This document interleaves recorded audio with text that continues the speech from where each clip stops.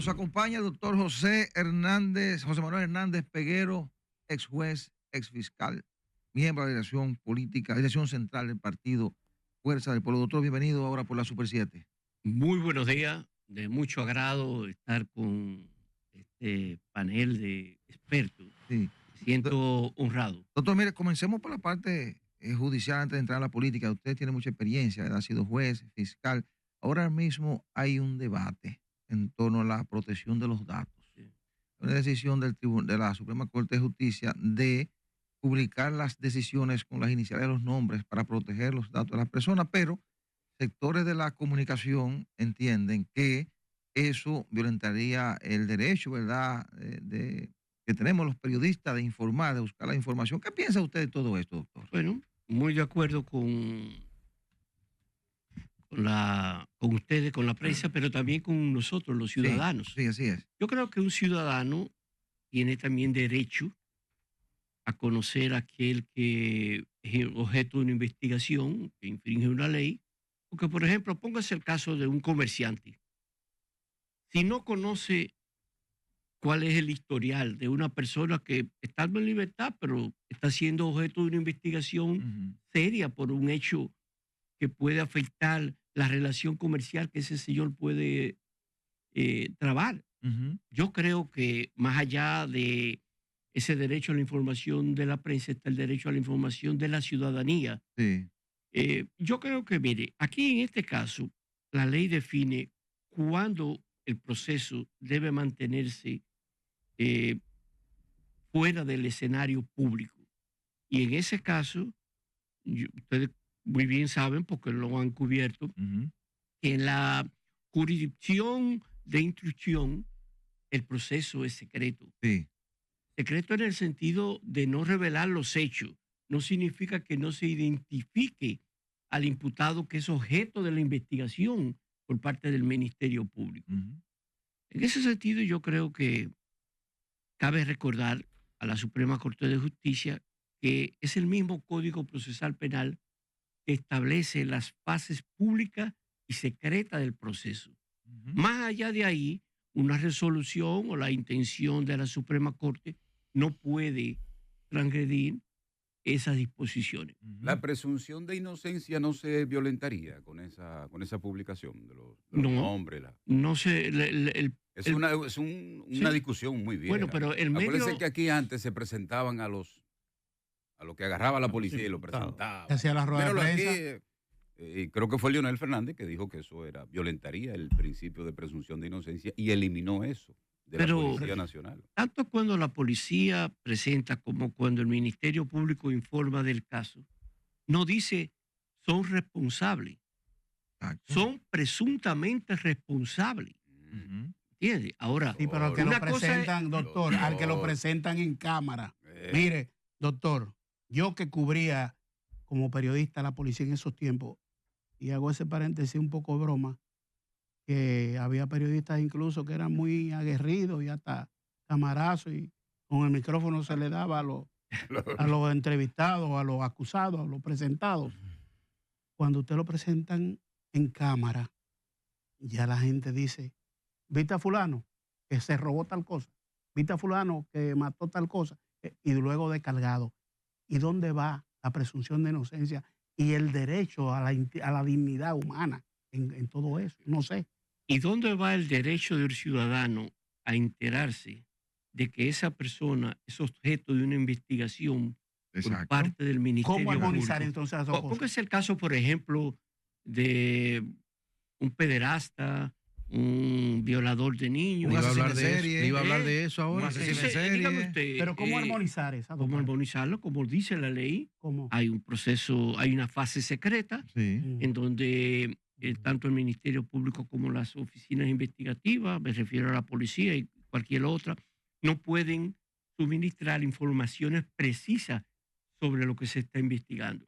Eso no significa que no se den a conocer los nombres de las personas que son objeto de la investigación. Pero a mí yo recuerdo aquella impactante cuando el entonces procurador Jean Alain Rodríguez, hoy procesado y abusado, lo mismo que él abusó, fueron con unos policías grabándole a cada casa Yo recuerdo a Temito que le montaba, que le tocó la puerta, un policía le entregó una carta diciéndole que usted está preso. Sí. Y a otros. Y eso a la gente, de verdad que eso no cayó bien, doctor. Mire, yo creo que esos No es excesos, eso. Poner un casco protector, protegiendo y una cosa. Entonces a un acusado de un asesinato de varias mujeres, confeso, sí, lo llevan como que él como es si el fuera. policía, él es del coro. Mire, yo creo que esos excesos por parte principalmente del Ministerio Público y de la policía en sí son los que dan lugar a estas tergiversaciones, Sí. a estas confusiones. Porque usted se pregunta, ¿cuál es la necesidad de llevar a un acusado de corrupción como si fuera un criminal de alta posibilidad A de que Hugo Vera le pueda, ponen un casco de que protector, una puedan ser cosa, objeto y de un esposado. atentado? Ujú.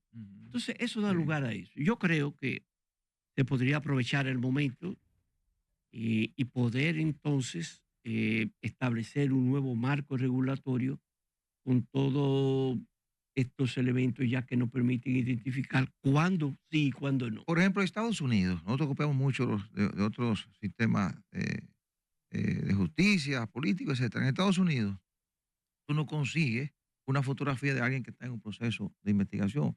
Son fotografías que se hacen, Sí. eso en principio. Pero Dibujos. llega un momento en que sí, la autoridad abre el expediente para que la población conozca. Se sabe que se está investigando a alguien, se conoce el nombre, pero no hay fotografía. Es decir, depende el sistema que nosotros queramos Lógico. darnos, como dice el doctor. Hay que buscar un punto que nos permita, primero, proteger a quien hay que proteger, pero también divulgar la información que necesita la población. Bueno, la población necesita saber quién es el Lógico. delincuente, quién es el asesino en serie, etcétera, etcétera. Estamos claros ahí, doctor. Yo creo que sí, que no es muy difícil Sí. poder también, al mismo tiempo de garantizar al imputado, es objeto de una investigación, pero también garantizarle al ciudadano que pueda tener derecho a una información sobre determinadas conductas que han sido objeto ya de una investigación por parte del Doctor, Ministerio pero Público. usted hablaba hace segundo de esos violadores de niños, que aquí en el país yo no creo que sea tan difícil identificar para que la familia sepa quiénes vive al lado Sí. y quiénes no puede ir a un parque de niños. Lógico. Aquí no se ha hecho eso. ¿Y por qué no se ha hecho eso? Que la gente lo sepa. Mira, ahí vive fulano ahí. No se puede acercar a los parques. Y ya está condenado. ¿Y por qué no lo hacen eso? Mire, mucho se ha hablado de lo que se llaman los bancos de datos de agresores, no tan solo para los casos de niños, Sí. sino también para los casos de mujeres. Yo soy partidario de que la sanción vaya más allá de la pena impuesta por el juez. Hay una pena que, como ustedes saben, es la notoria, que es la de la repulsa pública. Y de eso nadie puede escapar. Ahora bien, creo que el marco regulatorio podría ser lo más aconsejable, ya que este tema está en la palestra pública, de que podamos esforzarnos para poder dotar al país de una correcta definición de hasta dónde puede llegar la información respecto a los procesos. Doctor, sí. Siguiendo en el ámbito de la justicia, a muchos nos llama la atención la debilidad de los procedimientos de investigación del Ministerio Público para lograr apuntar a expedientes que terminen siendo robustos, sólidos, que terminen en sentencias condenatorias más allá de la relatoría de los casos que se presentan de la justicia. Y nos llama la atención porque expedientes van, expedientes vienen, sobre todo en lo que tiene que ver a la corrupción gubernamental, y terminan siendo desechados por la justicia, aunque haya una barbaridad, que es que sin fuerza suficiente probatoria en un expediente termina desacreditada a una persona a la que no se le pudo demostrar en justicia en los tribunales que cometieran un hecho. Aunque pudiera tener uno mismo el convencimiento de que así fuere, se caen los expedientes. Y mencionar el expediente yo creo que estaría de más a un conocedor como usted de todo lo que ha ido aconteciendo. ¿A qué usted atribuye esa situación, esas debilidades tan frecuentes, permanentes y evidentes? Mire, yo creo que si algo, a partir de la llegada al gobierno del presidente actual en el año 2020, todos esperábamos, era que con la designación de la magistrada Procuradora General de la República, que osó, hasta siendo juez, de calificar aquel expediente de Odebrecht. Sí. Es decir, emitir una crítica responsable. Con un voto. Sí. Que prácticamente, ¿cómo le llaman los jueces? que prácticamente la excluyó del proceso, disidente. porque ya a partir de ahí ya no podía ser juzgadora. Yo pensaba que a partir de ese momento, el derrotero que venía cursando en lo que se refiere a la persecución de la corrupción administrativa iba a tomar otro rumbo. Pero no ha sido así. Cuando usted ve que un caso tiene 14,000 páginas, tiene 40 imputados, usted dice, bueno, pues aquí no se aprendió las lecciones de la magistrada Procuradora General de la República. Yo creo eso. Y eso lo digo por una realidad sencilla. Es decir, cuando un fiscal acusa, su propósito básico es obtener la sanción del imputado. Pero tú tienes que crear las condiciones posibles para que eso se den. Si tú tienes 20 imputados, 25, tú sabes bien que la cosa se te va a hacer difícil. Si tú tienes 11,000 páginas, en la lectura que es obligatoria de la acusación, página por página, letra por letra, es evidente de que tú vas a llevar un plazo que posiblemente termine con la sanción que establece el código de los 4 años. Entonces, tiene que ser lo suficientemente hábil como fiscal para poder discriminar y decir, bueno, a mí me interesa, frente a la nación, yo obtener sentencia contra estas personas. Voy a excluir estos y me voy a ocupar básicamente de estos que están aquí. Pero, perdón, a sabiendas que esos que usted va a excluir son culpables también, en menor grado. Bueno, ahí viene lo que se ha estado dando, que son las negociaciones. Toma, eso que usted piensa excluir, lo toma para negociar. Lógico. No. ¿Delatores negociados? Sí, ¿Delatores negociadores? No, no necesariamente. No hay otros recursos procesales en donde tú puedes lograr una condena sin necesidad de que participe esa persona.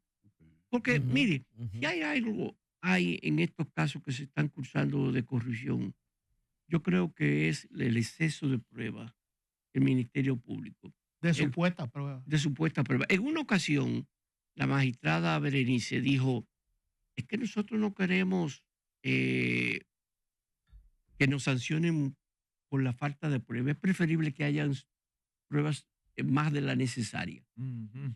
Tú sabes que hay diversas sentencias en donde los mismos jueces excluyen pruebas ya porque son superabundantes. Porque una de las esencias de este sistema procesal penal es la brevedad. Es así. Y en otros casos, que son la mayoría de los casos, porque tenemos que decirlo claro, el Ministerio Público ha resultado con calificaciones excelentes, porque en más de un 90% sus acusaciones en otras materias son acogidas y los imputados son condenados. En la parte que tiene que ver con un derecho fundamental establecido en la propia Constitución, que es el libre tránsito, el derecho a la libertad que tenemos los individuos, la última de las 7 medidas que se solicitan, prisión preventiva, ha sido una tradición del Ministerio Público. Usted fue fiscal. Yo no sé cuál fue su estadística de preso. Esto parece un poco al maestro que nadie le pasaba y ese era el bueno. Pero no había código procesal nuevo ahí. Sí, había. Había conmigo. Ah, ok. Sí. Entonces, yo digo, como aquel maestro que se le quemaban todos los alumnos y decían, a ese nadie le pasa, ese es el mejor alumno, no, el mejor maestro, no, ese no sirve, ese maestro, porque lo de él es que más gente. Entonces, ese criterio de que el Ministerio Público siempre, y tenemos carga de presos preventivos y o privados de libertad, que significa más gasto para el Estado, que se desconocen derechos, que se ve eso como una condena previa, como un resentimiento, diría yo. Bueno, me lo van a descargar, pero mientras tanto yo le voy a poner la costilla 1.5 años de prisión. Un abuso. Yo no creo posible que se pueda justificar en un Estado de derecho y bajo esta nueva normativa procesal penal 18 meses de prisión preventiva en un caso que, como son los de corrupción administrativa, no hay riesgo alguno de posible de que se puedan desnaturalizar, esconder pruebas o fugarse. Yo tuve una experiencia cuando comenzamos a implementar el Código Procesal Penal en el 2004 y fue la de implementar en la jurisdicción de la capital la libertad de los imputados consumidores de droga que me lo llevaban por cientos todas las noches. Sí. La DNCD los recogía y para poder etiquetar que era su triunfo. Justificarse. Sí. Y yo decía, pero ¿y qué es lo que vamos a hacer con esta gente presa? Es decir, como solicitar 3 meses de prisión preventiva. ¿Para cuándo? No. Entonces yo lo que hice fue instruir a los fiscales a que presentaran dentro de las 48 horas la acusación contra esas personas, las cuales en su gran mayoría no podían ir a prisión, porque en la prisión se me dañaban más. Claro. Son enfermos. Lo mandaban enfermos. para crear, lo mandaban. Y por eso tuvimos una idea, y era de crear un centro de atención a adictos, que no pudo culminar por mi salida a los 4 años de la Fiscalía, pero que estaba ya prácticamente en marcha, conjuntamente con la Fundación Fénix. Yo soy de opinión de que la prisión preventiva es para casos muy, muy especiales. Caso de sangre, ¿tú me entiendes? Que puede escapar. Sí, un feminicidio, atentar un contra el asesinato, teniente, ¿tú me entiendes? Esos casos. alterar pruebas. Nosotros pudiésemos estar ahora mismo con una reducción de más de un 50% si fuésemos de los presos preventivos, si fuésemos estrictos. Doctor. Mire, allí hay muchísimos condenados que por no poder pagar 2.000 pesos. Sí, una fianza, Hay una lista. la multa, presos ya que han cumplido su pena y que no pueden salir. Hay una lista de los organismos de derechos humanos, un listado, a mí me hicieron llegar una parte de eso, en donde había una cantidad enorme de ellos que por no tener 2.000 pesos para pagar. Pero esa es la fianza. Dice ya la condena definitiva. No, la condena definitiva que necesitan pagar una cantidad X para poder ya ser descargado del sistema, para salir. Y por no tener los 2.000 pesos, los 3.000 pesos, los 5.000 pesos, todavía guardan prisión. Los presos preventivos son un negocio. ¿Usted me entiende? ¿Un qué? Un negocio. Es un negocio como el encargado de la Victoria que tiene un drink allá adentro. Lógico, son presos preventivos en su gran mayoría. ¿Y cómo se manifiesta ese negocio? Pues eso tú tener, mientras más presos preventivos tienes, más beneficios son para la corrupción que hay en ese régimen penitenciario. Venden espacio en las cárceles. Lógico. Le cobran ¿Cómo se pudiera corregir ese problema, doctor? Bueno, ¿Qué idea tiene usted? con una política definida por parte del Ministerio Público en lo que respecta a la determinación de quién debe ir a prisión preventiva y quién no. Doctor. Mire, básicamente, y yo no creo que eso hay que teorizar mucho. Aquí todos sabemos, mire, cada vez más hay menos riesgo de que un imputado pueda huir del país, esconderse en otro. Sí, así. ¿Usted me entiende? Ahora bien, lo que tenemos es que reforzar para tener una policía especializada que sea efectiva en lo que respecta a la localización de prófugos. Doctor, mire, ¿por qué el Ministerio Público en los últimos años, incluso en los últimos 4 o 8 años, se ha puesto de moda la coerción de 18 meses, a sabiendas ellos, esas críticas que usted le hace que se le han hecho mucho y ellos lo saben? ¿Por qué eso está de moda ahora? 18 meses para la cárcel. ¿Por qué está de moda? Yo cuando era fiscal, yo eso no, A mí Pero me Johnny dijeron- Berenice a mí- lo A mí sabe me y- enseñaron que era 3 meses lo máximo. ¿Y por qué se ha puesto Yo de no moda sé. ahora? ¿Por qué se ha Bueno, puesto de moda? Bueno, Yo lo porque que los jueces creo- lo acogen. Pero es que yo lo que no entiendo que cuando Sobre todo una que lo acoge los todo. procesos, Ah. es decir, las etapas del proceso penal están bastante definidas. Cuando, a menos que no sea flagrante delito, flagrante, cuando ya el crimen se comete, donde tú tienes que apresarlo de inmediato, el fiscal no debería apresar a un imputado hasta tanto no tenga la investigación en curso que le permita tener suficientes evidencias. Perdón, doctor, y al mismo tiempo entonces ponerle el casco, llevar la prensa, las cámaras, eso es intencional para la imagen. para para- etiquetar. Para denigrarlo. Pero, etiquetar. pero son Dígame, contra pero- gente de pero- este Le mismo faltaron gobierno que las lo hacen. esposas. Por Sí, ejemplo, no, Hugo no hay. Vera, Jochi Gómez Sí. y otros. Pero Hugo Vera no, eso está antes de Pero eso. no, yo Tú lo no que te mames digo- Hugo Vera, eso está antes Pero de yo eso. te digo que lo hicieron. Hugo Vera acaba de decir, Hugo Vera acaba de decir que si él hubiera sabido eso, que hubiera querido estar más tiempo en la cárcel y que para bajar de libra. Él lo dijo ahora mismo. Lo dijo Mire, ahora mismo. doctor, Estuvo fuñendo con eso. Él quería estar más usted- tiempo ahí. Doctor, usted implementó las fiscalías. Estuvo fuñendo defendiendo ¿Cierto? eso. En ese proceso. 20 años, 20 Yo sé años, por dónde tú vas. hace 20 años. la fiscalía barrial. Sí. Tremenda labor de usted en eso. Sí. En esa oportunidad, charlatán. usted llegó a alquilar locales. Por eso que ahora hay un digo. festival de alquileres de inmuebles por parte del Estado No, Dominicano. no llegamos a alquilar porque ¿Y cómo se nosotros impl- determinamos que había muchos lugares públicos mal utilizados y lo que hicimos fue buscar soluciones. Ujú. Por ejemplo, Fiscalía Barrial Cristo Rey. de, Cristo Rey, ahí el doctor Cruz Jiminián nos cedió gratuitamente un espacio. Y no había que alquilar locales. No, por ejemplo, la Fiscalía Barrial de Villajuana, de donde es el Sí. expresidente Leonel Fernández. Un club había con una área. El Club Mauricio Báez. No, Otro club. otra Ok, área ok. del club. Ah. En donde lo usaban era de que para 15 años y para velar los fallecidos. Yo le dije, no, vamos a centro buscar una de- solución. Vamos a cederle este espacio y tú me das este otro espacio. Y así sucedió.